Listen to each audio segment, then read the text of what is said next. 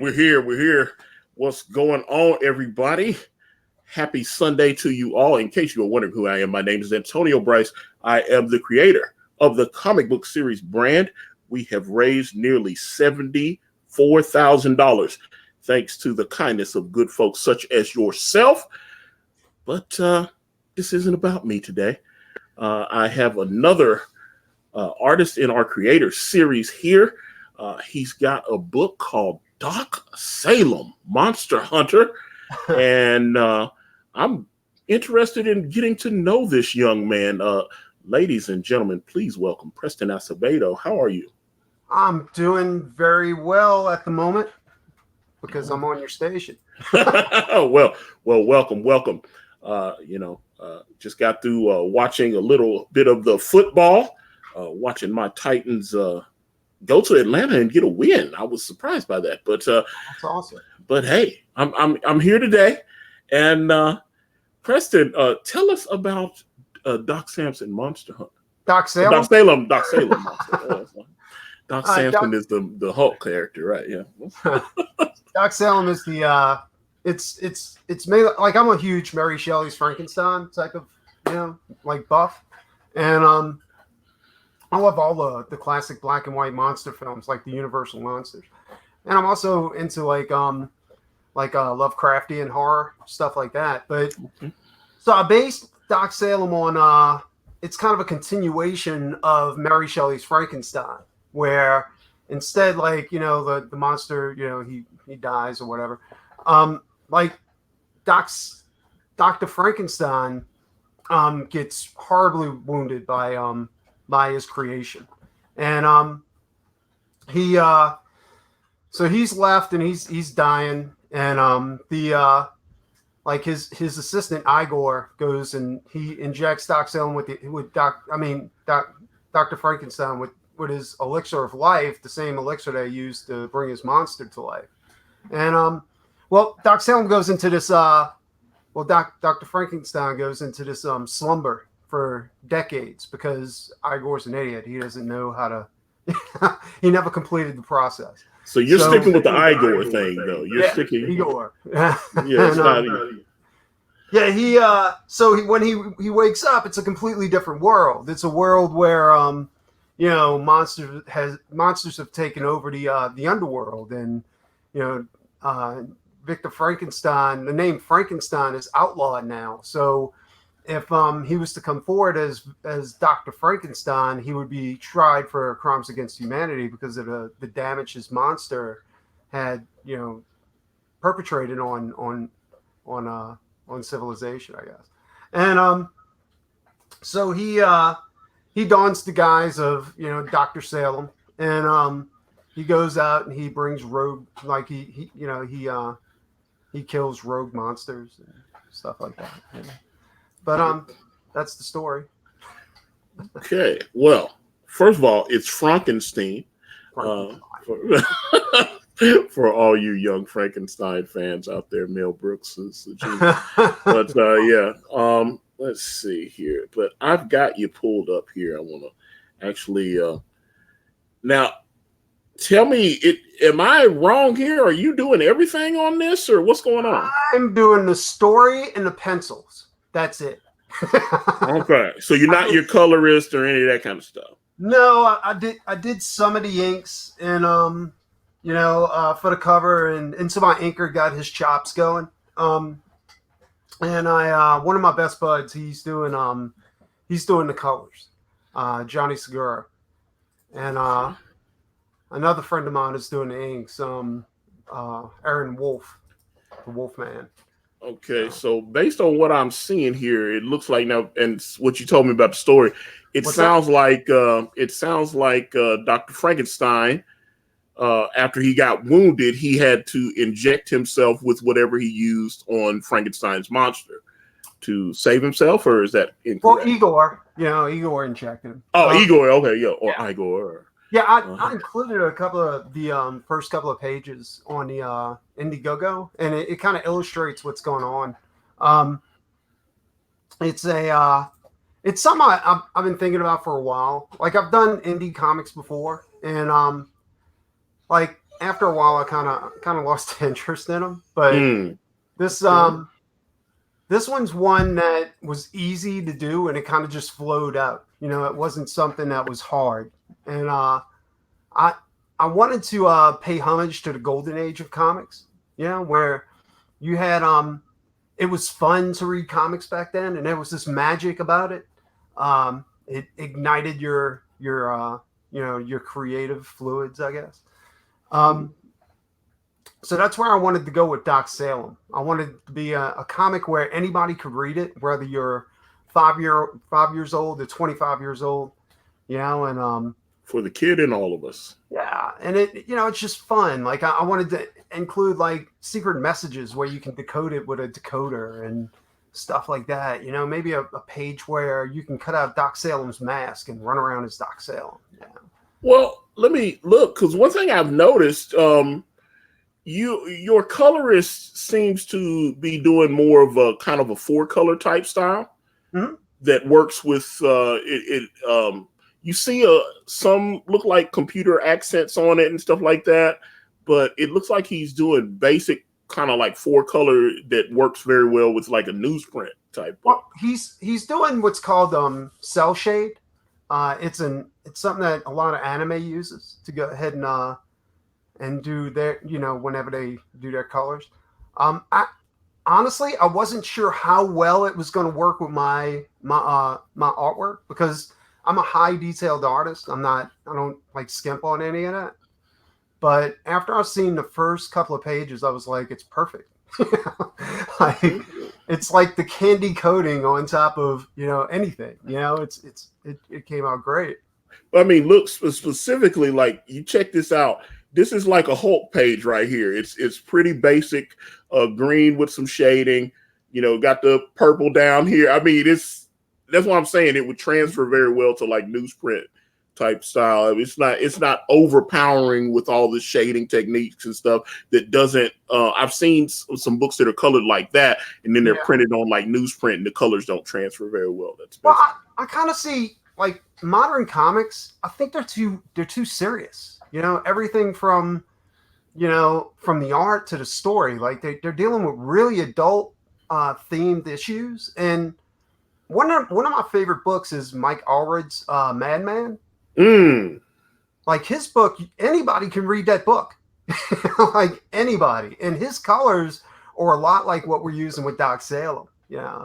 And of course, I'm not as good of an artist as Mike Allred, but like I just wanted to like do a book kind of like that, Now, are you drawing these pages traditionally, or is this digital work here? Everything's done traditionally, from the pencils to the inks. What happens is I'll pencil a page out, and then I'll email it over to my inker, and my inker will print it out in blue line and go ahead and ink over it. That makes sense to me. All right. Plus, there's a huge, like, I think digital has damaged the comic, the collector's art market. Like you can't buy covers and pages from your favorite books nowadays because it doesn't exist. Well, actually, I would say that for the most part that is true, but I think artists like Jason Fabok have a pretty good handle on a mix of traditional and digital. He's got an online store, and this is something I've taken over art representation for Kane and White, and that's something that I've encouraged Kane to do, is trying to adapt Jason's model, where if it's a cover or a splash page, he will do it traditionally because he knows those can sell. But just like your regular panel work and stuff, a lot of times people don't want that, and he'll do those digitally. But his big splash pages and his covers, those are all on sale in his online store, and I think that model works, and he can still do things with his tablet, the Cintiq, the Wacom, whatever you're using.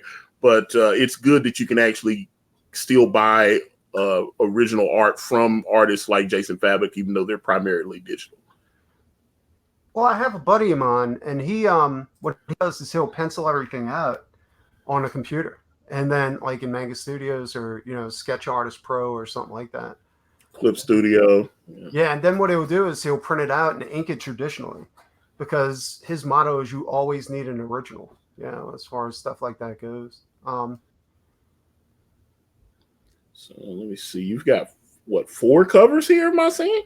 Yes. One of them's the wow. main cover. The one with Dr. Frankenstein on the cover is mine. Frankenstein. And, the other one's like the Johnny Segura cover. Johnny is he's the colorist on the book, and he's got a really like Joe Mad type of style. And nothing wrong with Joe Mad. I love Joe Mad.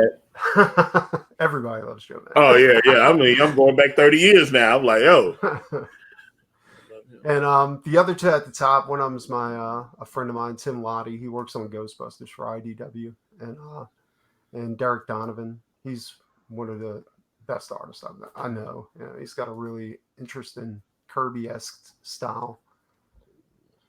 Right. Let me see here. So okay, the Doc Salem fan club. What's going on with that? What's the Doc Salem fan club? Well, you remember, like we talked about Golden Age comics, yes. Superheroes.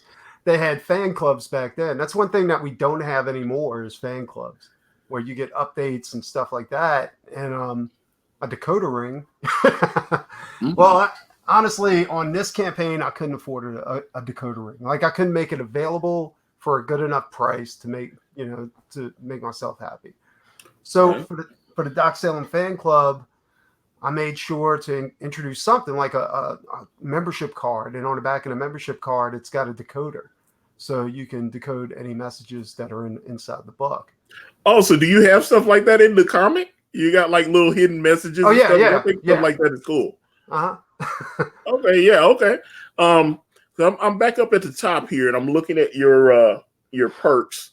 Let's see. So you've got a featured perk, which is something I always tell people about when they come on the channel. A lot of people don't have featured perk, but I feel like that's important because it pushes whatever you think your best perk is, and puts it up there at the top and highlights it. And I think that's I feel like that drives sales to perks that might be buried at the bottom. And so it's always important to have one of those. But I see you've got your featured perk is the book and a commission. Tell me about that. Well, the featured perk, I was on Adam Post's show, and Adam suggested I should do that, so I did. Now, the reason why I put that specific perk as the featured is because every year I run a commission special where I do a fully painted 9x12 commission for $100. Well, I'm foregoing that this year, and I'm doing I'm doing Doc Salem. So for the commission perk, I'm doing an 8x10 fully painted commission, and it's $125. Plus, you get, I know it's a little bit more expensive, but you also get the book, you get the ash can and stuff like that, with it. Oh, then that's something I should have asked you. How many pages is the actual book? The story, it's 48 pages, and then I got another 8 pages of gallery. So it's going to be 56 pages. 56, and then you got an ash can. How much is that? How many pages is that? Honestly, I haven't really decided on that yet. At first, I was thinking 8, but I'm thinking I might expand that just a little bit because, the more I work on the book, the more excess material I have that I think should be featured. But absolutely. Yeah. All right, that looks good. So you get an original art, the book, and the ash can for $125. Do you know what your shipping is running on average for your perks? Not offhand, but I know it's in between $10 and $20. So US or no? Yeah, well, I think US. As far as the book goes, I think it's around $10, in between $8 and $10. And then if it's overseas, it's along the lines of 20. And so let me see. Okay, so you got a $10 perk here, and it's digital, and I'm assuming that's just for the main book, or do you get the ash can with that as well? No. Well, digitally, I don't have a problem throwing the ash can in digitally, because it costs you nothing to do. Yeah, true. Yeah, trust me. I've had about almost 200 people back digitally, so trust me. That's interesting because honestly, I don't think I've had anybody go digital. Salem campaign. Well, I mean, I've got over 2,300 backers, so Yeah. Come on. Yeah, you killed it. You destroyed it. Yeah, well, yeah, just hope one or two of them will come back for the sequel. And I'm sure, but the Oh Ethan my does. God, 2,300. Like I can't Yeah. even dream that high. Yeah, well, I'm at 10. the thing. Well, I will say that first campaign is like, this is my third one on, trying to get the thing funded. And the first one, I put the goal at $30,000, and it was too much. And boy, I look back at that now and I go, boy, I really screwed the pooch trying to get this thing funded. But I mean, the thing is, though, when I talk, because this is before I got Kanan to come back, all I had when I launched the campaign was I had Kanan's promo art that he had done for me, but he was off doing another project. Oh. So he was working on another comic, and I kept asking him to come back, and he was like, "Yeah, man, we cool. I can do some sketches for you, but I can't really commit to the book." And I was like, "Oh God!" And then and I had a different colorist and letterer and all this, and everybody. So then my colorist was friends with Shelby Robertson, who had been one of Rob Liefeld's old anchors at Extreme Studios. And I think he started working for Rob when he was like 17 years old. And, that was 25, 26 years ago, whatever. So, but Shelby, he was like, "Hey, I'm friends with Shelby. I can ask him and see if he'd be interested." And he floated that out there. And Shelby was like, "Oh, okay." He saw Kanan's art and he was like, "This looks like something I'd be good at." He does like horror books and stuff like that. So he saw like some of the like the Reapers and stuff that Kanan had drawn. And he was like, "Yeah, I think I could excel at that. That would be fun." And so he agreed to come on. So the first two campaigns I funded were actually with Shelby Robertson as the artist, and both of them failed. And, they both failed. But I didn't have any of Shelby. That was one thing I look back on it now. I wish I had some Shelby art, but I didn't have any money to pay Shelby, and all the money I had been paid to Kanan to do all the promotional pieces and stuff. And Kanan, unfortunately, not cheap. So I knew I'd spent about $5,000 on letters and on the art and the colors and everything, because I had a great color. Everybody that I hired on the first team were all professionals. They had all worked at IDW and Zenescope and Boom, and they'd done work for DC. Everybody that I hired were pros, and they were like, "Yeah, $75, $100 a page ain't gonna cut it, brother." And so so everybody had to get paid. And so, I had spent myself into the poorhouse trying to get the thing funded. So it was kind of weird. I was like, "Shelby, would it be possible for you to do a pinup or something so I could, I actually talked, my colorist knew that I had pretty much maxed my cards out. So to the point where I was like, I just don't have any money. I was like, I want to pay. He said, "If you can get Shelby to do something for you, I'll color it for free just to help you out because you spent so much money paying me." And I was like, "Great." So I talked to Shelby. I was like, "Look, Shelby, I don't have any money. Will you possibly do one piece for me so that I can show?" Because it was weird going on the Indiegogo page and seeing all of Kanan's art and not having a single piece from Shelby. And he was like, "Yeah, I'll do something." And then I'd wait a couple weeks. I was like, "Hey, Shelby, do you have the art for me?" And he was like, "Yeah, man, I'm going to cons, I'm doing stuff." And I was like, I had to see it from his perspective. I hadn't given him any money. So I understand he's not going to drop everything he's got to do to work for free when he's got a wife and kid.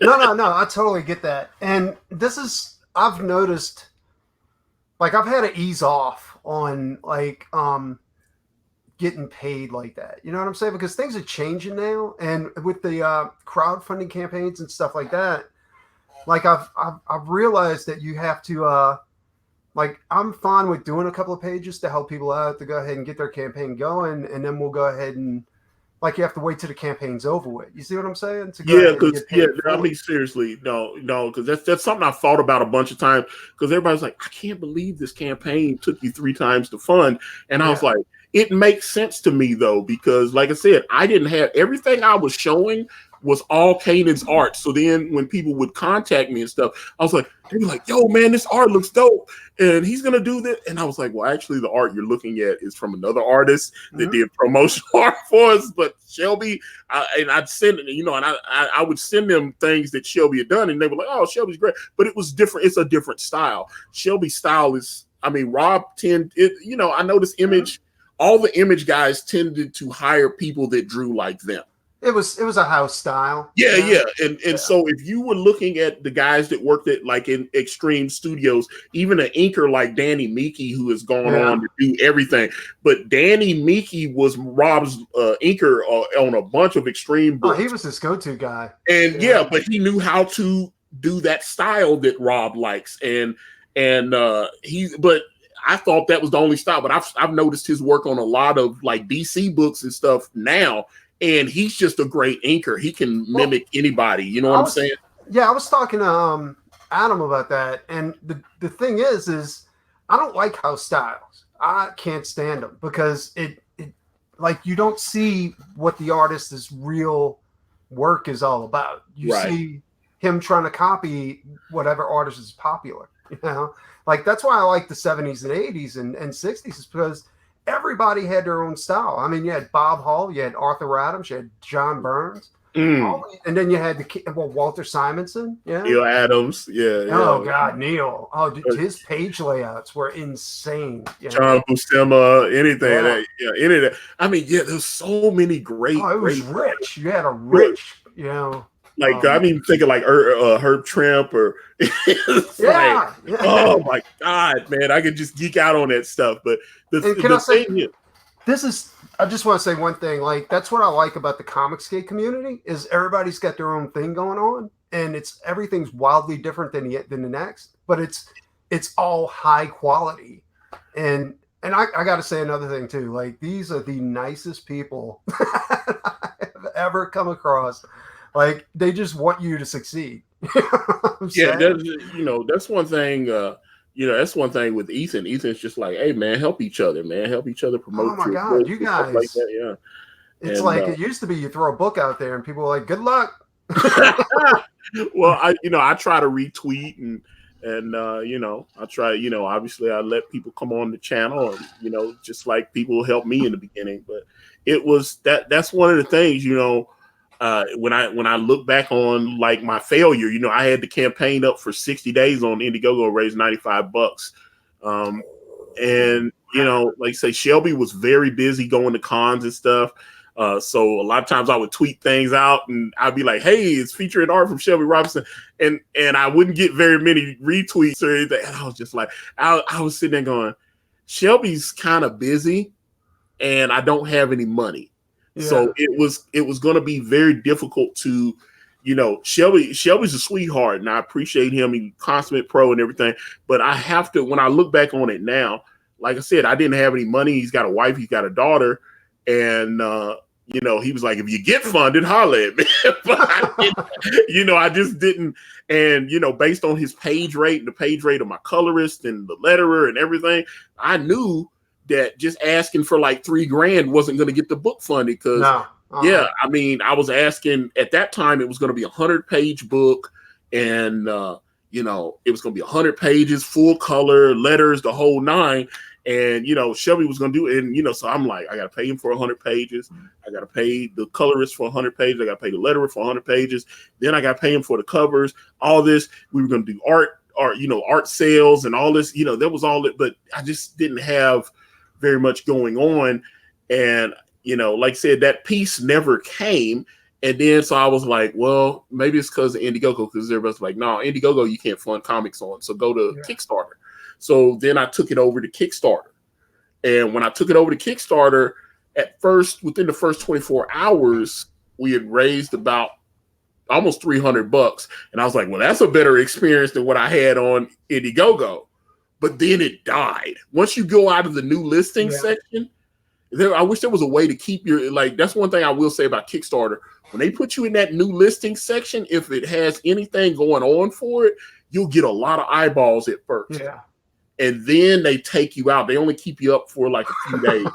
And when they take you out, it's like you in one of those old throw you in the ocean. yeah, you're in a ghost town. Then it's like you look on the page and the tumbleweeds blow by and everything. So once you're not a new listing anymore for like the first few days, all that traffic dies. And then if you don't have social media presence pushing traffic to that page, you're done.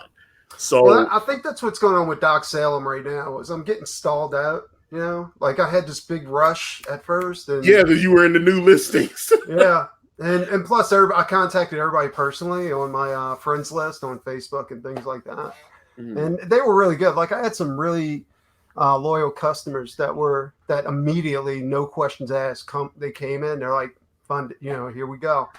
And if you ever get hung up again, just keep my number.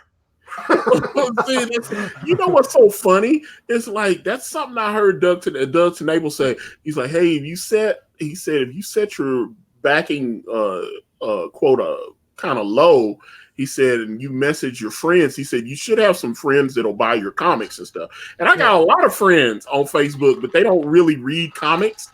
I'm kind of the black sheep of the group because I'm like all into like geeky, nerdy stuff. And they're like, yeah, man, I just want to talk about football or something. I don't really care about it. And so they don't care about that stuff. So I had a lot of my friends. I had a lot of my friends say, hey, I'm going to buy your book. And none of them bought the comic. And and even now that it's selling, they're like, yeah, man, I'm going to get your comic, man. Don't just, and it's, and even when I released the preview, they were like, hey, man, I'm still going to get your comic. And I was like, dude, you've been telling me that for like 8-9 months now. I don't think they know that you can actually see who's buying. It's not private. You know what I'm saying? Yeah, that's true. But like I said, I appreciate the support, as it will, and the good thing. Hey, this looks great, man. I'm going to buy a copy. Well, I was on a campaign with somebody else, and it was for a movie or something. Yeah. And they set the bar at like 50 grand, like something crazy. Oh, right? God. And they were like, now here's the mistake they made when they went ahead and they promoted their campaign. They were like, please share, and everybody shared it. We had millions of shares. Not one backer. Wait, so you had that many people share it, and I would say that's another thing I would talk about when people set up these pages. My page wasn't set up to convert properly. Yeah, that's another problem. Like you can get 100,000 people to visit the page, and I know I used to do affiliate marketing. I know that there's maybe a 5% you should be expecting between maybe 2 to 5% for every say 1,000 people that come. You should be expecting X amount of conversions, and so at that point when I'm looking, I was like, damn, I've had like 17,000 people come and only like 13 people bought the book. Yeah, that's pretty good. Yeah, that's hard. Yeah, it's like so all these people keep looking at the book and they're looking at it and they go, yeah, okay, and then they're out and they're not even contacting me or saying any, because I had some people like, hey, can you tell me more about the story, or is there any more art? It doesn't look like, it's that kind of, those are the questions I was having. And, I started realizing, I was like, oh man, I maybe made a few mistakes when I set the page up. And it really made me think about how you do these pages differently now. What I want to have on the page when I launch, not have way too many perks, not have, what I'm saying? Just stuff like that. Simple, man. Well, this is my first one I'm running by myself. And I'm like, I asked everybody, and I'm still asking everybody, like, if you got any type of like helpful, like I'm totally down for it, like suggestions or anything. Yeah. Once, like I said, when I start hearing from quote unquote potential backers about, hey, I was going to back you, but your shipping's too high. Hey, I was going to do this, but you don't have enough. You're not really telling me about the book. Hey, what's going on here? And I was just like, oh God, what's going on? I was like, man, I really made some mistakes. And then I'm talking to my team and I was like, I thought we had a $50,000 book, even though no one knows who the hell I am and stuff. I thought, yeah, this should be a $50,000. I was like, this is the greatest idea in the history of comics. Yeah. And you lay that $95 goose egg, You know. Yeah. No, and that's hard too. Like it hits you right here, and it gets So, you hard whenever you have a failed campaign. well, that's the thing, and just because I think the idea is a good thing doesn't mean that it's a good idea. That's another thing I've had, especially now that I'm in a different position where people are coming to me and sending me their campaigns, and sometimes you have to be honest with people and be like, look, you seem like a nice guy. Book looks like it needs to cook a little longer. Yeah. Problems with the campaign, bro, and so it's unfortunate. What I did when I first put this together, I went ahead and I went to all of you guys' campaigns. I stole a little bit here and took a little bit there, and went ahead and so all the tiers I have and the shipping, I figured if you guys can make it work, then maybe I should go ahead and make my book for $20, make my book an ash can for $25, and keep the shipping as low as I can, but still get it, like still be able to ship it and not cut into my profit. Right. And here's what I'm saying. Because let me see, what's that? What's it? Oh my God. Bitter, yo Lord, I can't say that. He says I received a couple of CG comics, and the shipping cost is definitely worth it if you want a pristine book. And that's the thing, I've gotten some books that came in these kind of like, they were kind of like a sturdy folder with a backer board in it, and then all of a sudden my mailman like bit it in half and shoved it in the mailbox. That's one thing. I had that happen. Yeah, that's why I was like, that's one thing I like about those. What's the big pristine Gemini mailers? Yeah, those bad. Yeah, those things you have to, they have to walk up to your door and set them down. So that works for me. But actually, you mentioned the book in the ash can, because you've got the book here for 20, and then you've got the book in the ash can here for 25. Mm-hmm. And then you've got the collector's pack. What's in the collector's pack? Well, that's something I stole off of Zach's campaign for Jawbreakers, because he had it's kind of a cool idea too, especially if you're a collector. So you get the book and an ash can doubled. You know what I'm saying? So you have one where you can put it away, and then you have one where you can read. You can put it in your back pocket. And all of it comes signed too. So yeah, that's the Chuck Woolery right there. That's the 2 and 2. Yeah. And so I always like that Chuck Woolery 2 and 2. Okay. And so you got the collector's pack 2.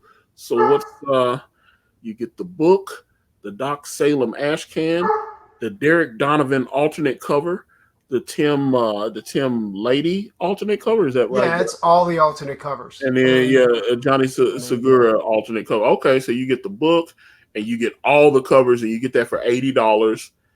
And then the retailer's pack. So let's get into that. $100. You get 8 of the books and a Doc Salem ash can, 2 copies of those, and that's $100. Let me see. So you get one thing about that, and this is something I learned like while putting that tier together, was you're only allowed to put 10 items on a tier. You see what I'm saying? Like they wouldn't let me put any more than 10 items on it, and I was like, "What? That's crazy." What?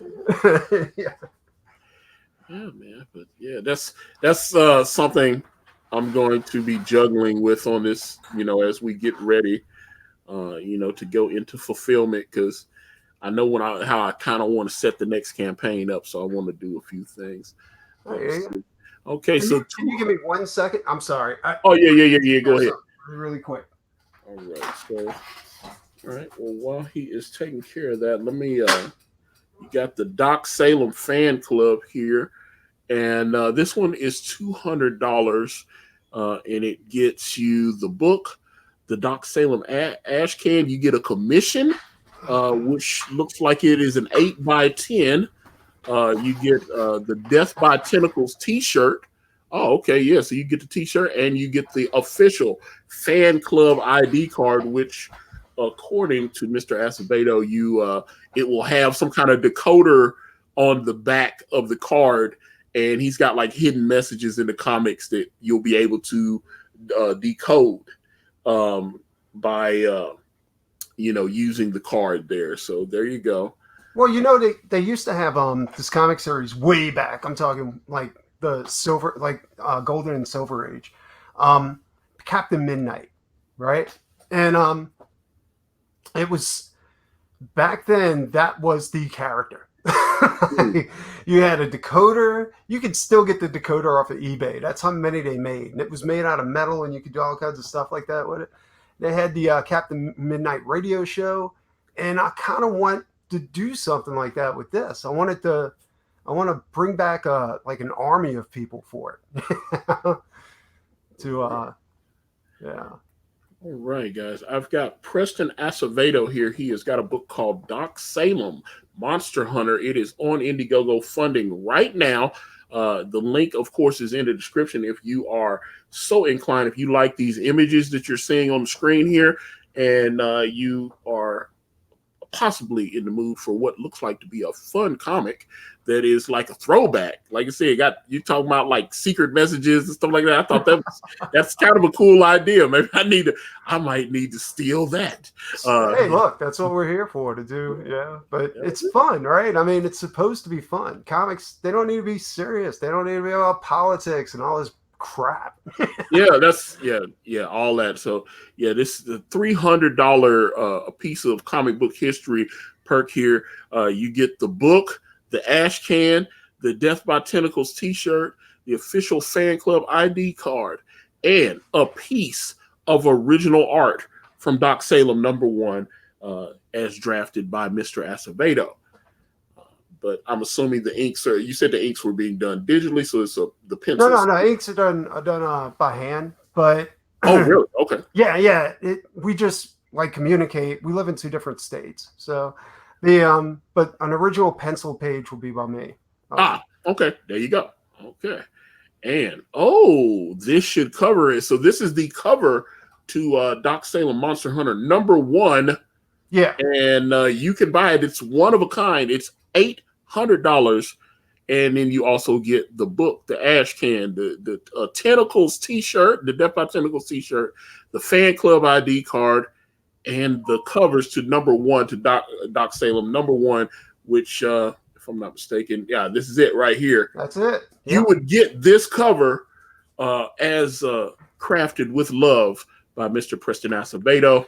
Now, one thing people don't know is I'm a huge Arthur Adams fan. Yeah. And I met Arthur Adams at a show, and I was actually struggling with my work because I love to put detail in, but working in 11x17 was difficult. So I'm looking at, and Arthur Adams always had a knack for putting a ton of detail into his work. And so I'm looking at his pages. He's doing stuff on like 15x23. Oh, wow.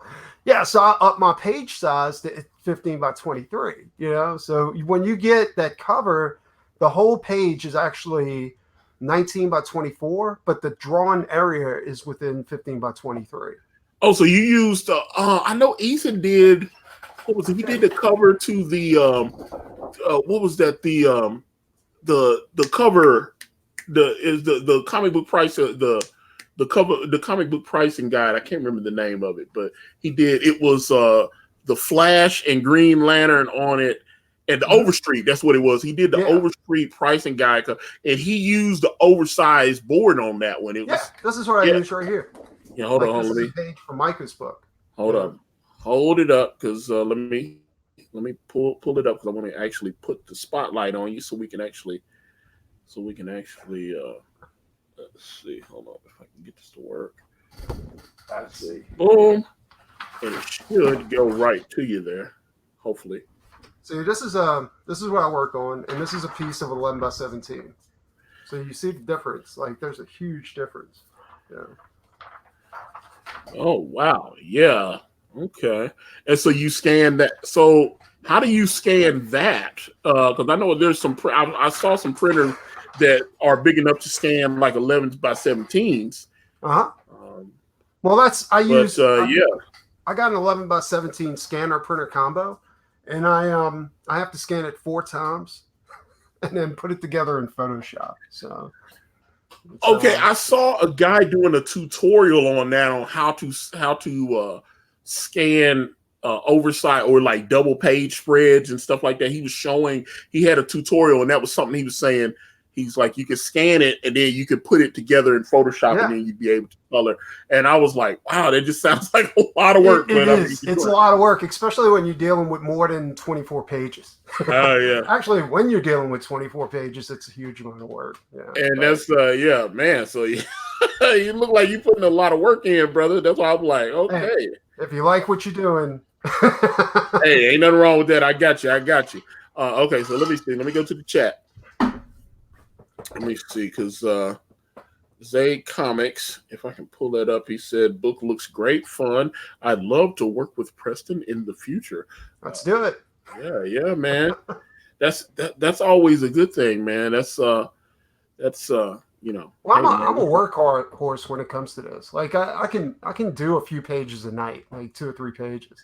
So my schedule is open for doing other books. You know, right now I'm working on thrilling comics and with Chuck Dixon and David Furr. Yeah, I know Sweetcast is on that book as well. Yeah, Clint Stoker. Me and him actually has a story we're doing on that, Silver Street. Okay, so you're on that. Okay, cool. Yeah, because I've been a few other projects too. Anything you can share? Micah's page. I just showed. So are you doing the Englehart comic as well? No, not Inglewood. Inglewood. I'll call you this dude. I'm working on. Yeah, I've never. Unfortunately, I've not. I appeared on the ass end of a stream with him where Ethan had him on, and it's like, unfortunately, he and I have not connected. So, but his book is we're connected, right? Well, that's what I'm saying. So Inglewood. Okay, so you're the artist. No, I'm doing 3 nights, 4 days. That's so he's got another book. Okay, yeah. 3 nights, 4 days. Yep. Okay, but that I'm assuming, since Inglewood is still live, that is something coming down, or is that a preview? Yeah, no, we're trying to get this together so he can do a promo before Christmas. I got you. Okay, I got you. Okay, because I was like, I've just been hearing about Inglewood. Okay, Inglewood, always up to no good. Yeah, that's what good. So I was like, are you doing Inglewood too? Okay. Or Englehart. Okay. Englehart. Yeah, that's the sequel to Inglewood. Englehart. Yeah, only on Indiegogo. And then, but okay, so it sounds like you have other projects, but obviously you have Doc Salem as well, which that is cool. Are you planning sequels to this? Because it sounds like you have so many. I want to introduce some of the public domain characters, like Amazing Man, the Black Terror, stuff like that. And because these characters already have a following, they have a cult following, maybe even Silver Streak or something like that. Just bring them into the book, and have them have guest appearances. Maybe have a couple of them die or whatever. But that's fun. That's what I'm talking about. Fun, And I would like to do crossovers with some of the guys from Comicsgate and see what happens. Maybe your book. I haven't checked it out. But nobody's checked Brand out. It's okay. It's but I think that'd be awesome. Like maybe have a company-wide, well, not company, but a group-wide crossover would be great. Yeah. Man. That's okay. That sounds like I said, that's I didn't think, because I think, what was it, that Jungle Comics book that came out? I thought that was, I know Chuck Dixon wrote. Yeah, I worked on the second edition of it. Oh, really? Because I know Shannon did the first. Yeah. I saw the one on Indiegogo was Kelsey Shannon. Mm-hmm. Yeah, Kelsey Shannon and Chuck Dixon. And it looks like I saw a picture the other day. Someone apparently has someone I was following retweeted, or somebody had it. But the thing is, I don't know if the actual comic has shipped. Because that was one of the things I saw that people were saying, that it was like all of a sudden available in stores, but the Indiegogo backers hadn't been fulfilled yet. So I'm not sure. Whoa, really? Yeah, that was something that I saw. I don't know anything about that. That's why I was saying. But I saw someone was holding like, "Hey, I've got Jungle Comics on one," and I was like, "Now I had heard that was because like I say, it's going through Antarctic." Or one of the brothers that co-owns Antarctic Yeah. working on it would Ben Dunn and had worked on that book, and Yeah, that Ben's the editor, I think, on that book or something. yeah, and that was one of the things I had heard, that they was like, wait a minute, the book's in stores all of a sudden, but it hadn't shipped out to the people that backed it on Indiegogo. So maybe that's been corrected, because like I said, I saw a picture of someone actually with the book in their hand, but I don't know if they went to the con or to a comic shop and got it, or if it had actually, it's kind of like, Rob Liefeld has been showing all these photos. He's like, hey, I finally got Brigade. I've got Brigade right here. And you know what's a shame about that? I love Brigade when it first came out, like Tombstone. I mean, yeah, that's right. It was Tombstone, right? It wasn't Battlestone. Battlestone. Battlestone, yeah. Yeah. Like, I thought that was a really cool character. I mean, all of Rob's characters look kind of generic, with the exception of Prophet and, a few of his other characters. Well, but I would say Prophet looks like generic Rob Liefeld. It just looked like Rob Liefeld was copying Rob Liefeld. Yeah, and until Stephen Platt got a hold of it. And then it kind of... Yeah. Well, yeah. Oh, no. Stephen Platt that's what I'm saying. Like, you see Stephen Platt's early stuff, and he was cutting his teeth on that book. Oh, God. And then he went on to, like, Moon Knight and stuff. I was like, oh, God. It's like, yeah, him on Moon Knight. I know what David Finch went on Moon Knight. That's, oh, man. So let me say, okay. Hold on.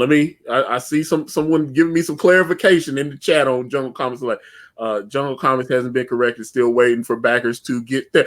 Okay, so that's what I was wondering, because, like I said, yesterday I saw someone tweeting that they had a copy, but the complaint I heard was that it was in the stores and at cons, but that the backers had not received the issue yet, and it was the Kelsey Shannon cover and the whole deal that I saw on the Indiegogo. So I was like, and so you got to cover those backers first. Yeah, well, that's the thing. Now, Rob did. He was on like Instagram. He was like, "Hey guys, it's Rob. Here, check it out. Look, this is really cool." And he's flipping through the book, and it looked great. The comic, the Brigade one.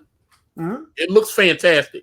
It looks like great paper quality. The cover looked really cool. All the colors, the color work on it, the interiors, everything. I mean, it looked like he, spent a couple of minutes. Looks like he got at least 3 or 4 different covers, because he's got he made special prints of Brigade that are exclusive for New York Comic Con, and he made exclusive Brigade prints that are exclusive for Los Angeles Comic Con, because that's one of the things he said on the Instagram IGTV thing that I watched of his. He's going to New York Comic Con. He's going to be there all 3 days. He said normally he only goes for 2 days and leaves on Sunday. He said he's going to be there all the way till Sunday. He's got a special day one book that's going to be and it actually had on the cover, said Signature Series, had the New York Comic Con logo on it. He's going to be signing the first day, and he's got another book for the second day, and then he's got a third book with the female character that was, I think they were only going to give out on Sunday or something. So it looked like if you was down for that Brigade life, you was going to get it in with Rob Liefeld at New York Comic Con. But then he said he has to leave, and the very next week he's going to be at Los Angeles Comic Con. He's going to be signing there. But he said, if you're on Kickstarter, Indiegogo, they have printed the books and they are starting to ship them out. And there's apparently an exclusive Kickstarter Indiegogo cover that those backers are going to get. But that Kickstarter has been like, what, about 4 or 5 years now? That's what I was about to say. He's really screwed the pooch on on his trustworthiness as well. That's the thing, because that was what's so funny. I talked to Richard C. Meyer in the DMs and stuff. We were talking about Rob Liefeld, and he was like, I said, wait a minute. I said, Rob had fulfilled the Kickstarter. He was like, yeah. He said, you know what? I actually backed the Indiegogo book. And I was like, you backed the Indiegogo after you saw all those people complaining that he hadn't fulfilled the Kickstarter? He said, man, I like Rob. And I was like, I like Rob too, but I was a little gun shy about backing that, because when you see multiple people going, dude, give me my money back. It's been 4 years. It's been 3 years. All this kind of, when you see people like that just complaining because they hadn't got, I was like, oh, wow, give them the money. And I thought Rob had millions and millions, so it didn't make any sense that these people were sitting there unfulfilled. I was curious about that, but it sounded like problem. But then you start hearing later on that about some of the character rights issues that Rob. Oh yeah, he sold Youngboy. Yeah, and so it sounded like some legalese stuff was going on. Who owns this character? Who, and then like all the Extreme Studios characters, they like split them into 3 different. Like they split them up in 3. And doesn't like, that sound weird? Like, why would you do that? Like, well, Rob and everybody else were millionaires after Image got started. Yeah, and he said that, and then he also said, watch some of those Image the Robert Kirkman Secret History of Comics, the one they did on Image Comics. Watch that, and watch the it was a 4 or 5 part on Sci-Fi Wire, where they talked about Image on there. And Rob talking about, he's off in like the Saint-Tropez or whatever. He's off in the Cayman Islands on vacation, and he's like, man, I was making. He said, I put out one book and I'd make $200,000 or $300,000 off one comic, and he was living that life. He's getting nice cars and traveling all the time and everything. And then the comic book crash came, and not to mention his fallout with the Image founders, the other Image founders, where he stuck him with a few grand in print bills. there was all kind of stuff hearing about that, because we talked about Danny Meeke earlier. Danny Meeke apparently was involved in some of the controversy, because that was something that Mark Silvestri really had an issue with Rob, and he talked about that. I mean, they squashed everything, but it sounded like Mark Silvestri. Silvestri had an issue with Rob because Rob kept trying to mine his talent. Well, here's the thing, though. Okay, and Rob told his side, and that's why I like that they put both sides in, because what they say is 2 sides, he said, or there's 3 sides to every story: his story, that other person's story, and the truth. And so here's from Mark's standpoint. He said, "Hey, we had an agreement between all the partners that we would not poach other creators' talent." He said, so if you're Image partner, I'm not supposed to go, hey Todd, I see you using this guy on colors. I'm going to bring him over and have him color Cyber Force. So I'm not supposed to do that, right? And apparently Danny Meeke was looking for more work, and Danny Meeke was Rob's exclusive inker. And Mark had some extra work, and he was, trying to get him to rip claw or whatever. And Danny reached out to Mark, and now nobody disputes this. So I'm saying they both, Rob said this. He said, "Hey, Mark gave Danny some work." Yeah. And he said, "I was happy for Danny. I didn't have a problem with it." So that kicked it off right there. Yeah. Here you go. Okay, so Rob, Danny, he's like, "Hey, Danny, Mark gave Danny a inking job. I didn't have a problem with it, but Danny's supposed to be my exclusive inker. He's exclusive to Extreme Studios. Mark knows that. He gave Danny some work. Cool." The late great Michael Turner was talking to Rob, and Michael Turner was like, "Yeah, I'm looking for some more work." Obviously, Michael Turner's hot, and that's why I was saying earlier about everybody seemed to hire guys that could mimic their style, because Michael Turner definitely could mimic Silvestri's kind of style. That's why he had him on like Witchblade and all the, he's kind of doing the same similar type style. And so Michael Turner, Rob's like, "Oh, you can do like a Glory cover for me, or you can do this." And so he gave Michael Turner some work. And then apparently, even though Mark Silvestri had given Danny Meeke some jobs, he did not see that as, maybe because he was an inker, he did not see that the same as Rob going to Michael Turner and going, "Hey, you can do some work for me," since Danny did some work for Mark. Yeah. And so at that point, Mark was like, "He's taking my guys." And well, see, that's a funny thing, because nobody's disputing that Danny got work from Mark. Yeah. But for whatever reason, Mark sees that as different from from Michael Turner getting work from Rob.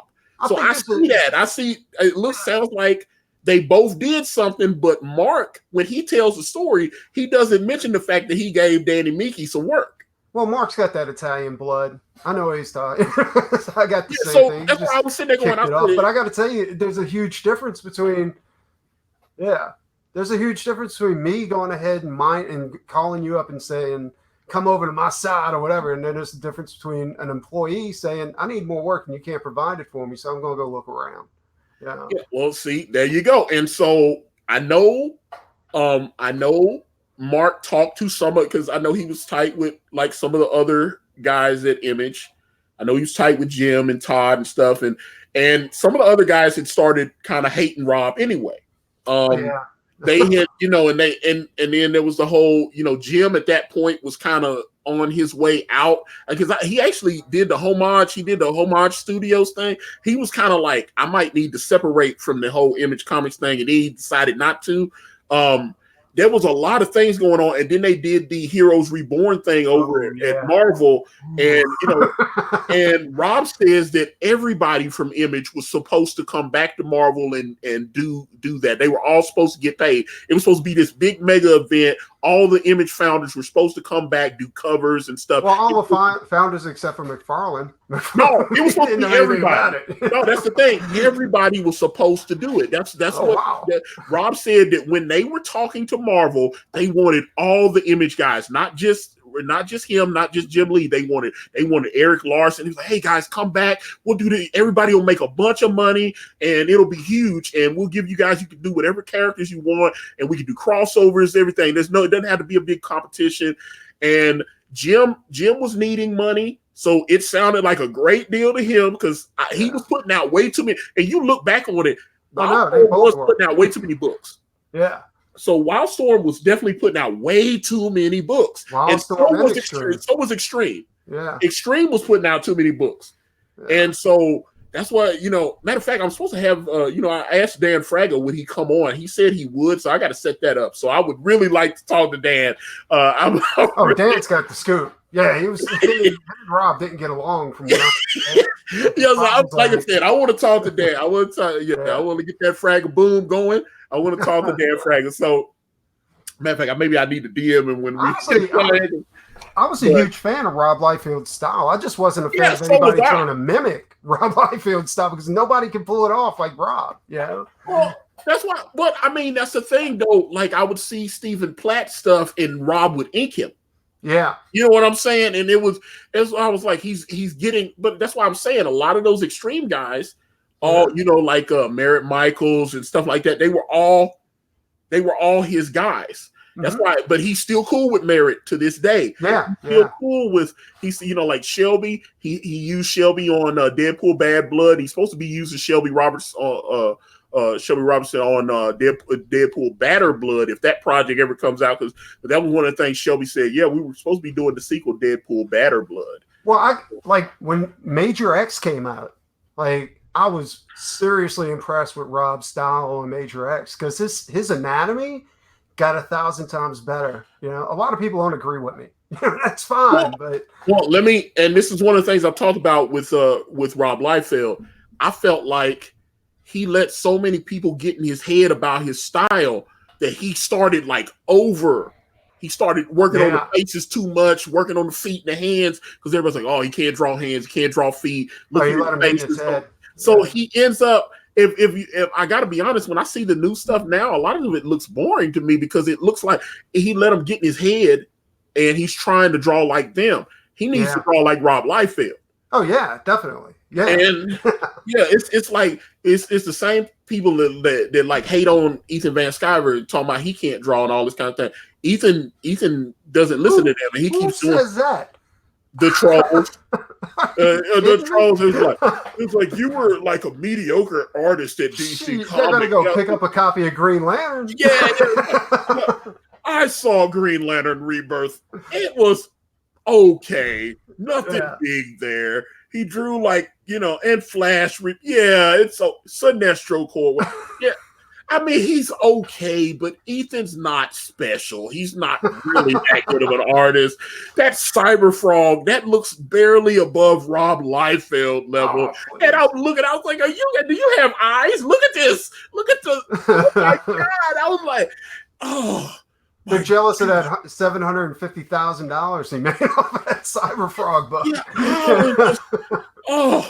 I'm like, and just watching. That's why Ethan's like, it's boring when he's like, I don't like doing drawing streams. People find it boring. I find it boring. I was like, dude, I can watch you draw. I used to watch, matter of fact, sometimes when I'm writing, I will throw on one of the old Ethan drawing when he was like drawing like commissions and stuff like so from like 2 years ago. I love watching that dude draw, man. I was like, I love watching EBS draw. So I was like, but he doesn't, he finds it boring.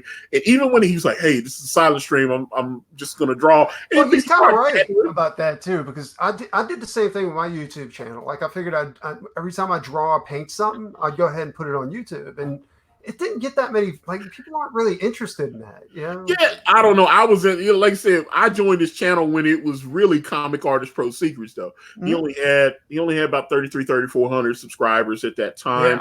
Yeah. And he started October of 2017, I think it was. But yeah, he only had about 3,400 people. He didn't have a huge following. And then he went to see The Last Jedi, and he did a video, and all of a sudden it started getting these crazy views, and he was like, what if I do another one? And he started doing the toy reviews, and all of a sudden his channel had 10,000, 20,000, 50,000. I was like, whoa, man, and the channel growth exploded. So see, that's what people want, though. They want what Zach and Ethan were doing. They want reviews, they want commentary, they want behind the scenes, what's going on, like I don't think people they want it's this, they want gossip. That's what they want. Yeah.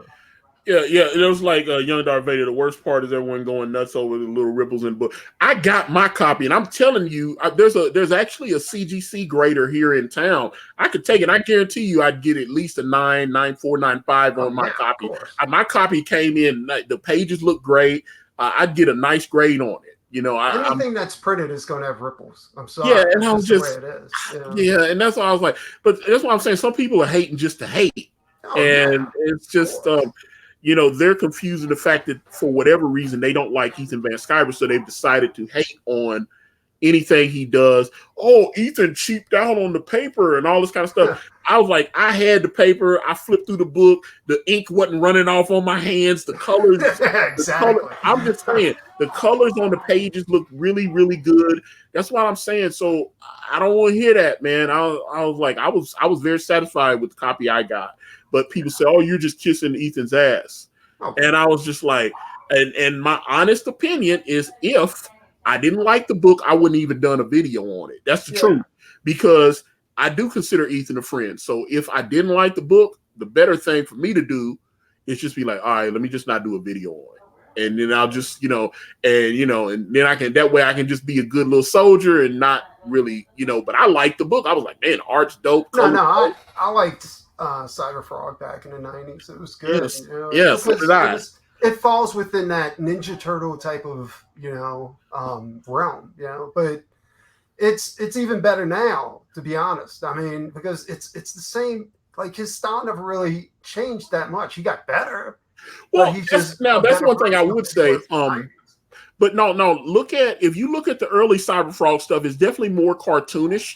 And he carried that over to when he started working on Impulse over at DC Comics. Because his Impulse stuff was after the Humberto Ramos on Impulse, and Humberto was definitely doing more cartoon. And then he didn't take over; it wasn't directly after him, but they had kind of carried that style over. They were trying to get artists. People were kind of looking at all those crazy poses and all this stuff. They were kind of wanting. They want somebody that could do that style. And I noticed that because I saw a couple of pages of Impulse that Ethan drew on eBay, somebody was selling them, and obviously he's got a way. It's everything's more over the top. It's it's more cartoonish style, and it reminded me more of the Humberto Ramos style when he was on Impulse. It wasn't. But I mean, if you're doing art, you're going to get better and you're going to evolve. You know what I'm saying? Like, and his style's come a long way. Like from back in the 90s. Like he was good back then, but he's better now. And So like when he went to he did Flash Iron Heights, and then when he got Green Lantern Rebirth, like when you see Green Lantern Rebirth, I'm laughing at people that go, Done. Yeah, I was like, I was like, you're just trolling at that point. When you look at Green Lantern, and then when you go to like Sinestro Core War, oh my God. Ethan was on another level on Sinestro Core War. Like he's got that one, like Sinestro's like on his knees and he's like, he's like having a breakdown or something. You see that he's got like the Green Lantern symbol branded on his back and everything. And I was just, oh God, look at that. Oh, and I was just, oh man, look at this art. And I was just like, I mean, you have to get the stank face and put it on there because I was just like, oh God, nobody gave Green Lantern love. You know what I'm saying? Yeah.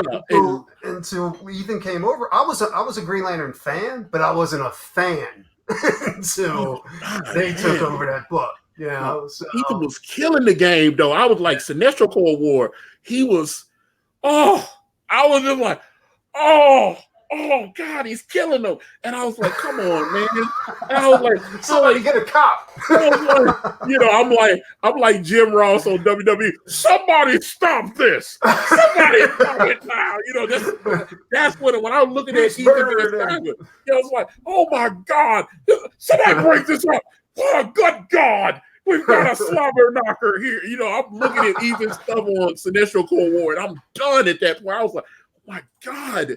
It's such an evolution from the early Cyberfrog stuff to the Impulse stuff to then. Yeah. I was just like, oh my God, I did not know this man. Because then you start hearing Ethan talking about that he was just a penciler and he realized that he could get more money if he learned how to ink. Yeah. So he started inking his own stuff.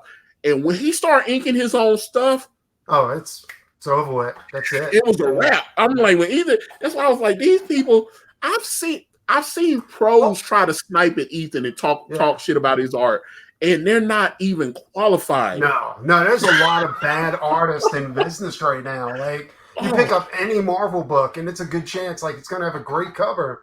Yeah. But the interior is going to be garbage. Yeah, and I'm like, they're not even qualified. No. To speak on it. And I'm like, I know you eke out a living drawing comic books, but you are not in the same level of an Ethan Van Sciver, dude. Stop it. Stop. And that's another thing too. Like as a penciler, I like my best work is inked by me. You know what I'm saying? But you can't I can't do that because I can't do it. I'm not efficient at inking. Like I can't do it in a timely manner. But finding an inker is insanely hard to find one that complements your stuff. Well, I'm telling you, man. Either way, I mean, like I said, I know I'm not impartial. I'm biased. I obviously have bias. Like I love Ethan. Ethan changed my life. I love Ethan. But I was a fan of his before he even knew my name or anything. I was a fan of his 25 years ago. So this is why I'm so excited. There's so much cool stuff coming up. Based on some of the tweets that Ethan sent out this morning, it sounds like instead of launching Rainbow the Brute, he is going to launch Cyberfrog Wreck Planet instead. Cool. Because this is your boy Zach told him, "Hey man, I know you want to do Rainbow Brute, strike it while it's hot." He's like, but you need to do Cyberfrog Wreck Planet. You need to put that, and I'm like, I'm up for it because I was like, right when that last page of Blood Honey, I was like, damn, I want to know the next part. Yeah, and so I wish I had it in a trade paperback so I could just go to the next. That's one thing I like when I read Green Lantern Rebirth. I have it in trade paperback form, so I can just go right to the next page. I don't like having to wait for the story, so it's. I don't mind waiting for the story, but you're right. Like now, floppies are a really hard sell because of that. I like to collect the floppies, but I want to read the trade paperback. Yeah, I don't like handling my comics. Yeah, like a lot of people are doing seasons now where they release like a group of floppies. You know what I'm saying? So you get 1 through 6, and it'll be season 1, and it's just Right. But see, that's the thing. That's one of the things I was mindful of. So like the way I've ended the first brand comic, it's kind of ambiguous. Like you don't, you see, I tie up certain things and then I kind of leave it like, okay, so what happens next? But then when I pick up the sequel, which is going to be Brand Way of the Gun, one of the covers you can see right behind my head, done by the great Matthew Weldon. It's going to have 6 variant covers. It's going to have, obviously one. You want another variant? Well, I mean, I've already got 6, but I was like, I got 6. I got Elliot Fernandez. I got Matthew Weldon. Okay, cool. I've got Rob Willis doing a very eerie Dark Santana cover. I've got 2 covers from Kanan White, one of which will be the 25th anniversary She crossover. So you're going to get my character Dawn Craven, and you're going to get She. Like I said, this is the 25th anniversary of She. I reached out to Billy Tucci and his lovely wife Deborah, and we're gonna, he allowed us to do a cover with She on it, and so I'm thrilled by that. So we're gonna have that, and then my A cover, because like I said, it's gonna be a total of 6 covers. One She cover from Kanan, and then there's gonna be an exclusive gaming cover. Who is David's master, the guy that trained him? He's gonna be on in an exclusive cover that can only be got if you buy the 6-pack, and then the A cover done by the legend himself, Ethan Van Sciver. Oh, nice. So Ethan Van Sciver. Awesome. Yeah. So I'm like, dude. I'm like, but the book will pick up. You got it. Check that. Yeah. I've got an Ethan cover. I've got 2 covers from Kanan, Elliot Fernandez, Matthew Weldon, and Rob Willis, all killing the game on these covers, because everything I've talked to Rob the other day about what I wanted for the cover and I'm seeing, everything me and him talked about. It sounds like he's going to kill that cover. He's really excited. Like I said, I'm very happy with the Matthew Weldon cover behind us. It's a take on the Demi Moore Vanity Fair cover from the 80s when she was pregnant, which I think with Rumor. Oh, I see it. I see it now. Yeah. And so, like I said, we gonna kill Brand Way of the Gun. We gonna kill it. Yeah. And like I said, I appreciate Ethan agreeing to bless a cover for us, because I was like, when I asked Ethan, he was like, "You want me to do a cover?" I was like, "Yeah, man, if you'll do it." And Ethan was like, "Yeah, man, I got you, bro." I was like, "Oh, love it." I would very much love to get Ethan to bless us, but like I said, I was surprised that I got, because we had to do some finagling to get Billy to let us use She. But the fact that we're going to have She on the cover, I'm excited about that. Well, everything. I got to say, like, Billy's design of She, like, even back in the day, I was like, that is the best character design.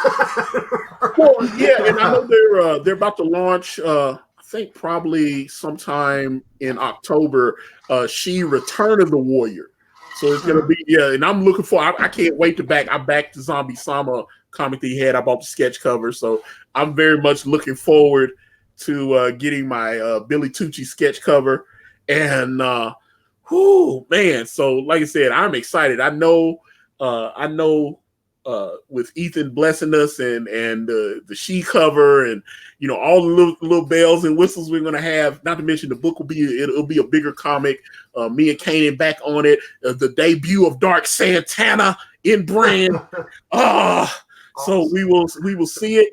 And see, I like that. I like how you're so excited about it too. Oh, like, dude, I can't wait. You got a love for it. That's how I am with Salem. You know what I'm saying? Like, that's what I'm saying. And comics is supposed to be fun. Exactly. And that's what I will say about your project. And like I said, the decoder stuff, that stuff kind of takes me back to being like an 8-year-old. Exactly. That's what, Yeah. So how many hidden messages do you have in the comic book? I'm gonna put a few. I haven't really planned the whole thing out. I just got a couple right now, and it's gonna be like stupid stuff, like you see a billboard or something. Okay, I'm gonna say, do you have your own language made up or something that you're gonna put in the comic, or no? Well, it's gonna be a code. I'm not really publishing that right now. I gotta go ahead and I gotta go ahead and do the graphic design, all that kind of stuff for the card and all that, But I'm curious about it because I was like, that sounds like a great idea, dude. Cool, but it's like you have to hunt it down. It's not like going to be obvious inside the book. You see what I'm saying? It's going to be in the background somewhere, or like on a signpost or something, Yeah, but that just sounds cool, man. So you get the ID card and it's got the code on the back, and you can go, oh, there's code in it.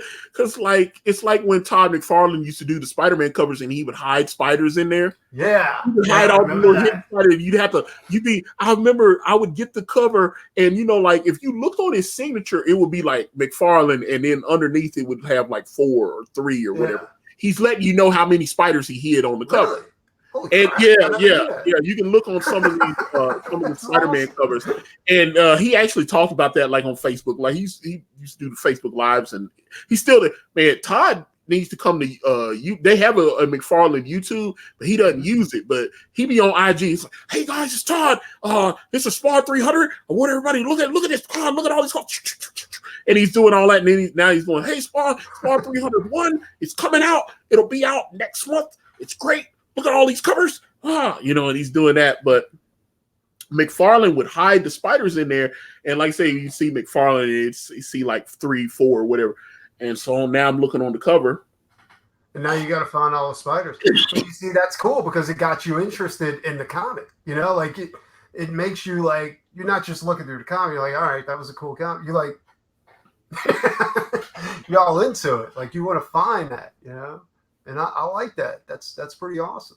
Yeah, that's why I was like, so you'd be like, oh, wow, okay, Todd. And then not to mention, he mentioned why come he always put Felix the Cat in the comic book, because he said there was a guy he ran into that was a collector of all things Felix the Cat. He was like, hey, if I put Felix the Cat in my comic book, will you buy it? And the guy goes, yeah. And so he started and so then all of a sudden you notice Peter Parker would be eating some donuts and it would be like Felix brand or something. It would be yeah. And he also had the Felix the Cat clock. All that. And Todd started. I was like, I love Todd. I actually had tried to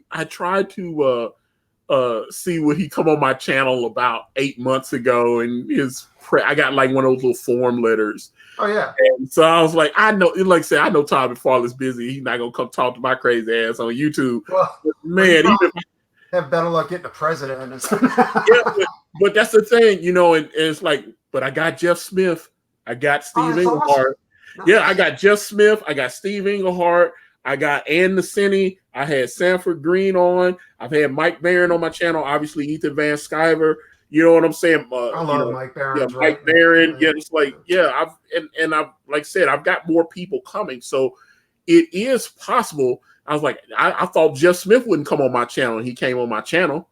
So, you'll never know if you don't ask. Exactly. So that's something that obviously I want Todd McFarlane. I'd love to get Todd. I'd love to get Mark Silvestri. I'd love to get, a lot of those old Image founders. I'd love to.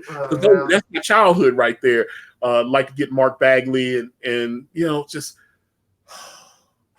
But those when I think about being able to talk to one of those guys, I was like, but like when I had Jeff Smith on, I was like, I had Jeff Smith on and I couldn't believe it. But what was so bad is like he hardly any, I was teasing it for like a week. I was like, hey, I got a special guest. But I couldn't, I couldn't tell everybody who it was because I wanted it to be a surprise. And then on that last day, I said, hey, Jeff Smith's coming. And people, because they were like, who's your secret interview, Antonio? And I kept telling them. And then like when I did it, it was like, oh, that was just like, it was, I was like, I couldn't get it. But wait a minute, hold up. The great Art T. Bear is in the chat. And he says, more people like me. Yes, Art, when you launch, was that Chrono Mechanics? I would very much like to speak with you, young man. I would like, how much stuff I have in my long box with that little AT on there. I was like, Art Thibbert, I really like him. And I really thought I thought the man's name was Thibbert. I thought his name was like Art Thibbert. I've got a lot of his stuff. And then they were like, no. I actually thought it was Thibbert too. I was like, he probably still gets that. But I was like, I thought for years I called him Art Thibbert. And I was like, Art Thibbert? I love his stuff. I used to have a ton of his books at the house. Yeah, and I was like, I was looking at like old X-Men that he did the inks on and stuff like that. God, and I was just like, if I'm not mistaken, it's the first appearance of Bishop. I've got that book where Bishop first appeared in the X-Men, and I'm pretty sure Art did that cover. No way. And now Art, you're in the chat. I know Wallace Portasio did the pencils. Yeah, he did the pencils, but I'm saying on the cover, I know I could have swore I saw a Thibbert on there, the AT or whatever. I could have swore Art inked that cover. Let's see. Oh, okay. Oh, let's see. Here we go. You hear Art. Let's do it. Chrono Mechanics is coming in October. Yes. Nice. Oh, and he did do the Bishop cover because I was like, I knew I had that in my collection. And I was like, that's what I'm saying. Art was on X-Men inking and stuff. That's why I was like, dude, Oh, I got it somewhere. Oh, not to mention now, Art, I would really like to talk to you about inking over Mark Bagley on Ultimate Spider-Man. That's a classic run right there. That was quite before what's old boy that writes the book and went crazy on everybody. Bendis, Brian Michael Bendis went crazy, and I don't know, but at that point Bendis was he was in his prime then. He's doing like Daredevil stuff. He's killing it. He's still he was killing it. And I don't know. I think he was just burned out at the end at Marvel, and so it probably made sense for him to jump over to DC. When I heard that was easy to do, you know what I'm saying? Like it wasn't the best place to work for. Yeah. Well, they had him on every damn book though. I mean, there was one point where he was like, he's on Secret X-Men, New X-Men. Not Secret Avengers, New Avengers, regular Avengers. What was it? He was writing Mighty Avengers and New Avengers. And he was doing like some X-Men stuff, and I was like, how many damn books are they gonna have him write? Well, when Image took off and all the artists and everybody left, I mean, Marvel was looking for anybody. Bendis working on everything. But Bendis got his start over there at Image. He was doing what I think it was called Powers. I remember that. Yeah. He used to work for Wildstorm, didn't he? Like he was doing some work for Wildstorm. I thought, he did that, and then he did. He was writing Sam and Twitch.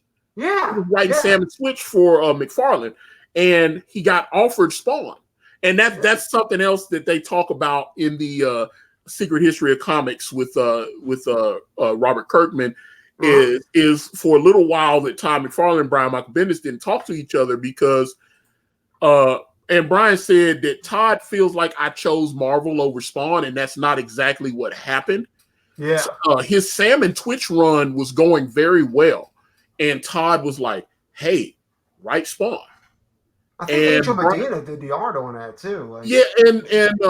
And Bendis was like, "Look, I just didn't feel a connection to Spawn. I really didn't like Spawn the same way that Sam and Twitch. I felt like I knew those characters and I could write that in my sleep. And so that's why people really liked the series. And then he offered me Spawn, and I just didn't feel the connection to Spawn. And then so I had the opportunity to come over to Marvel, and I think it was Marvel Knights, the Daredevil stuff and all that. And he had a chance to come over to Marvel.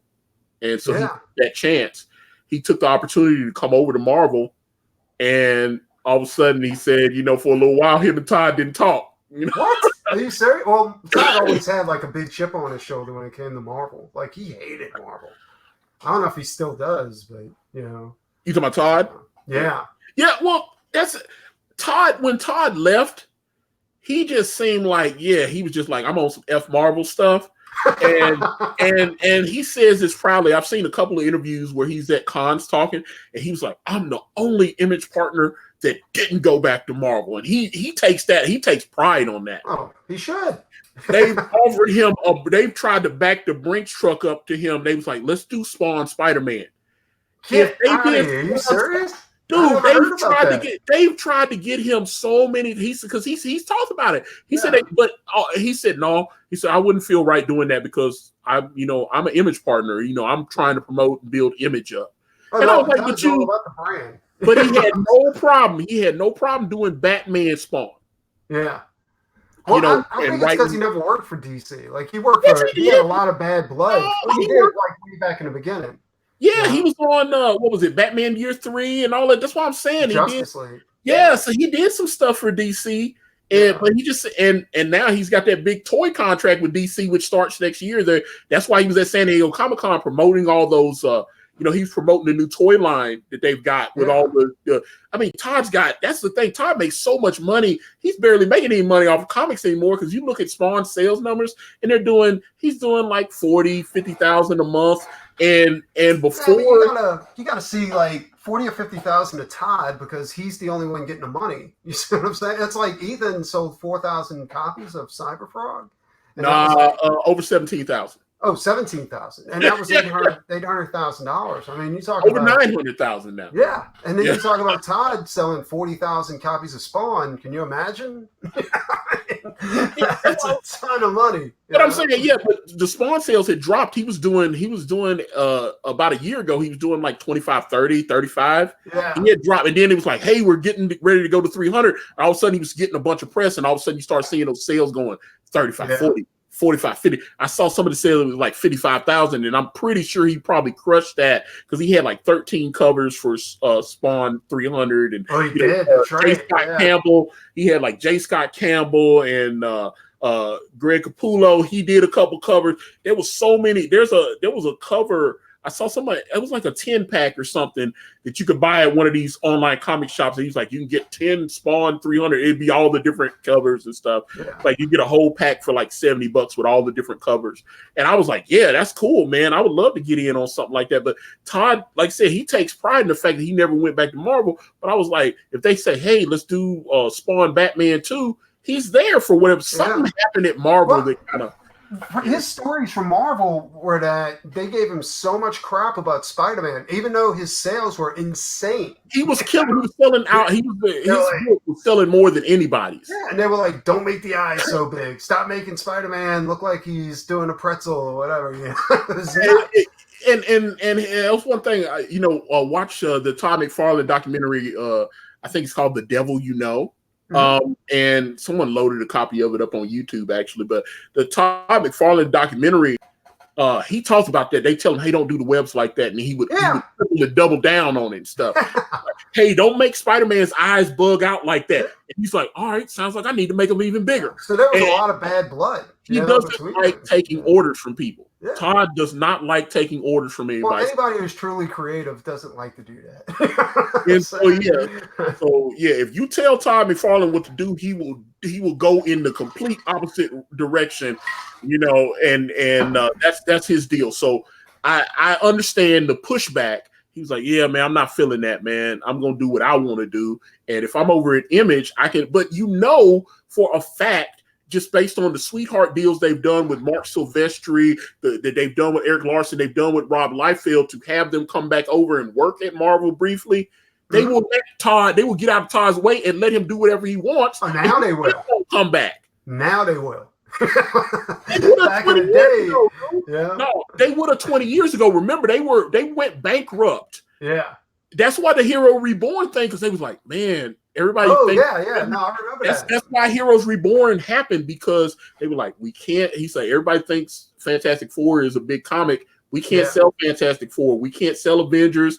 Iron Man's not selling. So, but did you see the artists they tried to replace the Image crew with back then? Yeah. There's a reason why those books wasn't selling. Let's put it that way.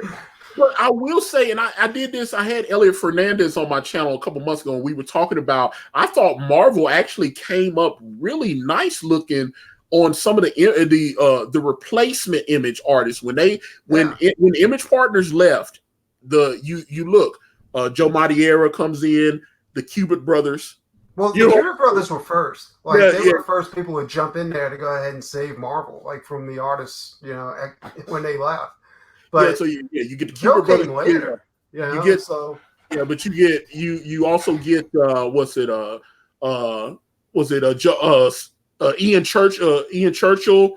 I remember him. Yeah, I think he was working for DC first. That's what I'm saying. You had some guys that looked like they were top notch. Obviously, Mark Bagley really blew up at that point because he took over on Amazing Spider-Man, and I was just so they had, because I was reading Mark Bagley on New Warriors. That's why I was reading him more. And so I was like, oh God, man, they still got some great artists, but I was still buying. One thing, when I go back and I look in my collection now, I have so much Image stuff in my me too. Like it dominated my collection. Yeah. Dude, I was like, but all those books are worth like 75 cents now. It's crazy. Here's the shame. The thing about that was that they had so many speculators going in on it. I wasn't a speculator. I just loved the art. Yeah, I wouldn't buy 10 copies of a book. I'd buy 1, 2 if they had a variant or something like that. But they were doing that 1 in 25, 1 in 75 variant thing, and you'd see. And my retailer, he was a savage, man. He would go, they would get the shipment in, and they would lock the store, and they would open the boxes up and make sure they took all the variant stuff out. And they would pull that, and they would be like, they keep that behind the counter. and then they would do, okay, y'all can buy the rest of this, and they was like, hey, can I get one of them variants? $40.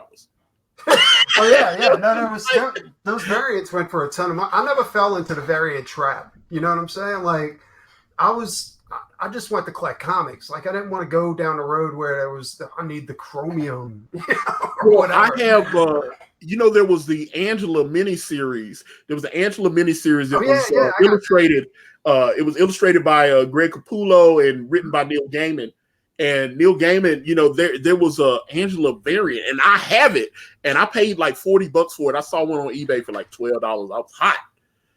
I was like, that's the Angela variant. I have that, and I spent $40 on it. That's crazy. It's still the print run on it was very low. I'm surprised that the comic is only worth like $12, $13 now. Yeah, it kind of something like I was when they launched Gen 13, the original Gen 13 in 1995. You remember that alternate cover pack they sent out? Yeah, 13 different covers, and I have like 4 or 5 of the variants. I think I've got the one where they did Rolling Stone Janet Jackson cover. And it had, where the guy was cupping her breast. It had, I remember that. It had Fairchild was getting cuffed by grunge, and then I'm pretty sure I got the Pulp Fiction one, and then there was the one where they did, what's the guy that does the fantasy art that everybody, I can't remember. Simon Bisley? Was it? No. It's the guy was on. The guy, I mean, I'm going like old school from like the 70s and stuff that everybody, he passed away a few years ago. But it wasn't Frank Frazetta? Yes. Oh, what? Yes. Frank Frazetta. I didn't remember that. No, he didn't do the cover. They did it. They had someone copy his style, but it was like grunge as like a barbarian on a horse. And I had, okay. Yeah. Like it was badass. Yeah. It was that cover. And I have that one.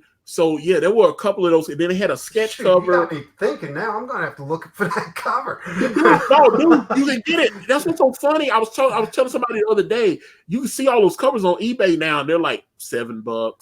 I was like, damn, you can get the whole. I was like, one day I'll get all 13 covers. Now you can. yeah, they're very affordable now, which is like crazy. I was like, man, these covers were like $50, $60 at the time. Like, I'm also a fan of Dale Keown, and that's because his style is so close to, it's so close to John Byrne's style. You know what I'm saying? I contacted him too. I tried to get him to come. I would love. Do you understand how big of a fanboy of Dale Keown I was? Oh, wait a minute. I think I'm bigger. Dude, I was on. Oh, when he came on the Incredible Hulk, dude. Oh yeah. Oh my God, dude, that was insane. Oh. Like he was made to do the Hulk. Now you got to look because Peter David was a good runner. No, but that's the thing. But go back to the Hulk, and you had Peter David who wrote that book for like 12, 13 years or whatever. Mm-hmm. So he goes from like Todd McFarlane, and then they put like I think they put like Gary Frank on there. That was a Dale Keown. It was like Dale Keown light. Yeah, but I mean, you look at Doomsday Clock. That's Gary Frank, and I'm like, whoa. So so Peter David got to work with Todd McFarlane, Gary Frank, Dale Keown, the Adam Kubert. I mean, they had they put so many hot artists on that book, and I was like, man, hot artist after hot artist after hot artist. They would always give him like the best artist, man. I was just like, and Peter was, a great writer at that time. So I was like, man, Gary Frank was on Incredible Hulk. Todd McFarlane was on Incredible Hulk. Dale Keown was on Incredible Hulk. Adam Kubert was on Incredible Hulk. I was like, oh my God. I was like, they had so many great artists on that book. And I'm like, so obviously Dale left, and he goes. Well, first he didn't even go to Image, which that blew my mind. He was just like, I thought he went straight to Image. No, he just did. He did. You look at it, and when he put Pit 1 out, it was just Full Bleed Studios, and it wasn't I think it was a Pit 0 or something. It was Full Bleed Studios. Oh, it didn't fall under the Image bandana. He was just independent.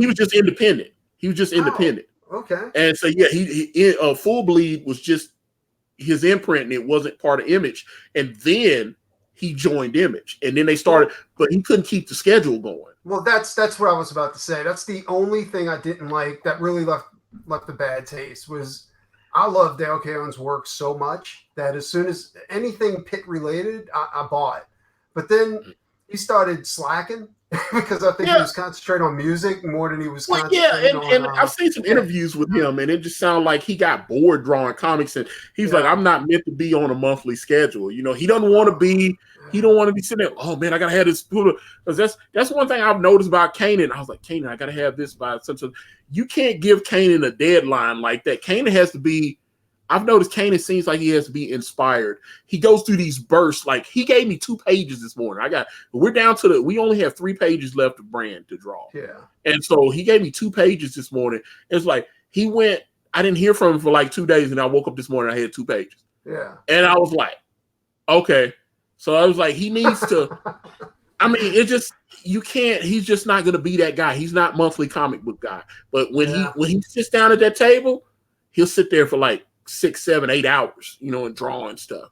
It's just not his thing. So I really, you know, him, you know, what's the guy, Brian Boland. Brian Boland's not a monthly schedule type guy.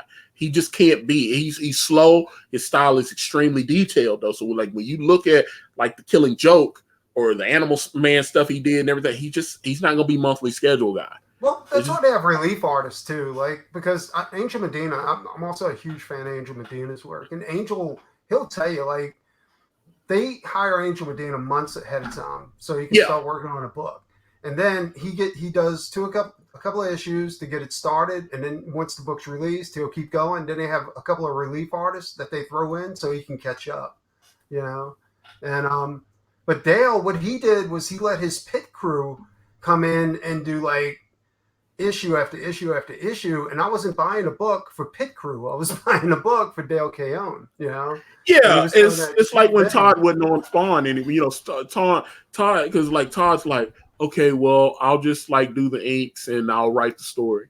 But Todd actually hired an artist that was viable, like he was good, you know. The pit crew was horrible. No, Greg Capullo did a great job. Obviously, Greg Capullo's been working for over 20 years and getting top dollar and just Todd was right. # Todd was right. Yeah. So that is so you end up going. Well, I was a fan of Greg's from Quasar, and when he took over X-Force after Liefeld left. Yeah. Was it X-Force or X Factor? Because maybe it was X-Force. X-Force. It was X-Force. Okay, because I know he was on that, and then, like I said, he came over.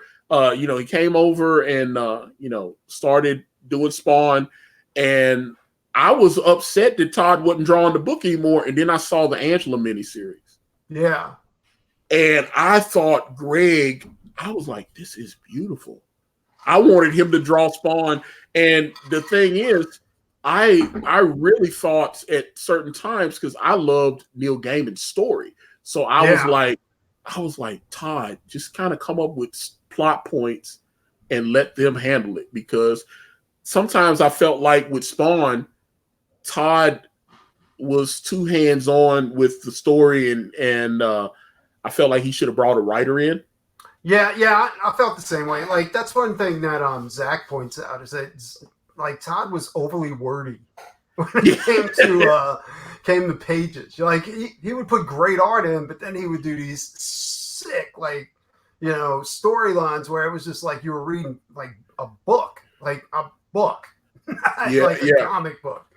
What was it? The Billy Kincaid thing. I have some of the Spawn trade paperbacks, and I think I have got the first 2 Spawn trade, the issue 1 through 5 and issue 6 through 10. So you start getting into the Alan Moore story that Alan Moore wrote for Spawn and stuff when he started writing stuff over at Image. I know he worked a lot with obviously Rob Liefeld, the Supreme stuff, and he wrote like Bad Rock versus Violator or something. You know, he was writing just straight, and you never would think that Alan Moore would be writing Bad Rock versus Violator. That's the worst. I mean, but he took the materials. I mean, the stuff he did was Supreme. That's some of the best Superman stories. Yes. But that stuff was written for DC, and then they screwed him, and so he just walked away from it. I got to tell you, that was like out of all the Liefeld's books, that was my favorite. And it like the guy who was working on it was pulling off the worst Liefeld imitation, like, as far as art. But oh my god, like he introduced Thor into that book. He introduced and the storylines were phenomenal. And I'm talking about the original Supreme series, not the one where they relaunched it during his new version Extreme Studio. Yeah. I'm talking because what's so funny is when I did have Shelby Robertson working on my comic, he'd agreed to draw it. That was one of the stories he told me. He happened to be at Rob's house in his office when Alan Moore called in and suggested to him that he could write Supreme for it. Yeah. And so he went to see Rob. I guess he was doing some work for him or whatever. And he went over to Rob and the phone rang and Rob put Alan Moore on speakerphone. And one of the things Shelby had me cracking up. I love that. I need to see if Shelby will come on because I want him to tell his story. Because he's like Alan Moore swearing and everything. He's got that thick British accent. And he's swearing. And he was very honest with Rob. Supreme sucks. Yeah. And if I'm going to take it over, I need to be able to do. And Rob's like, hey man, do whatever you want. Rob, that's the smart thing about Rob. Rob does not get hurt if you go, hey man, your comic sucks. Yeah, and I mean, yeah. That's one thing I've heard too, is that he's real open as far as criticism like that goes, And so and Alan told him, he was like, dude, this sucks. If I'm gonna write it, he said, I've got some Superman stories that I was gonna give to DC. He said, but I can convert them over and they'll be Supreme stories. He said, but I need to be able to do whatever I want. And Rob was like, hey man, you got free hand, do whatever you want, dude.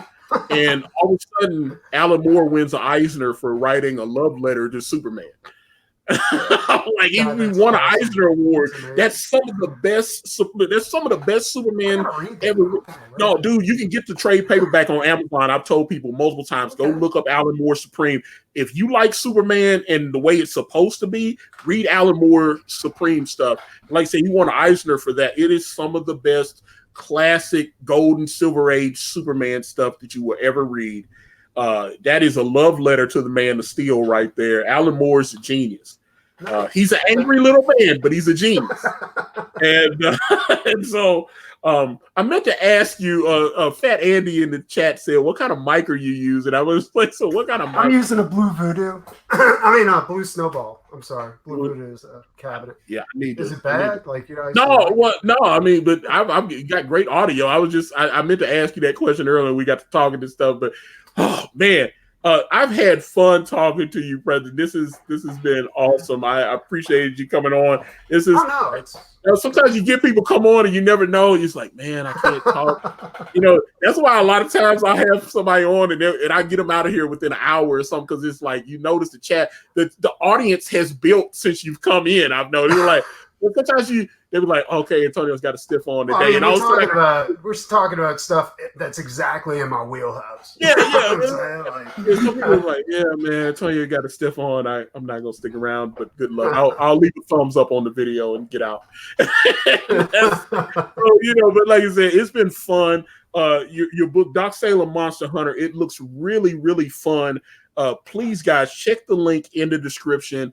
I would really, really like to help this young man get this book funded. I think that was please back Doc Salem. But Preston, how can people reach out to you, man? If they want to hit you up on social media, any of that stuff, let them know, man. How can they reach out to you? It's at Nikki the Pipe. That's why you see my name like Chud and at Nikki the Pipe. That's Twitter. I got you. My Instagram, I posted it in the feed earlier. Let me see if I can pull it back up real quick. So it's Preston Asevedo on Instagram and Art of Preston Asevedo on Facebook.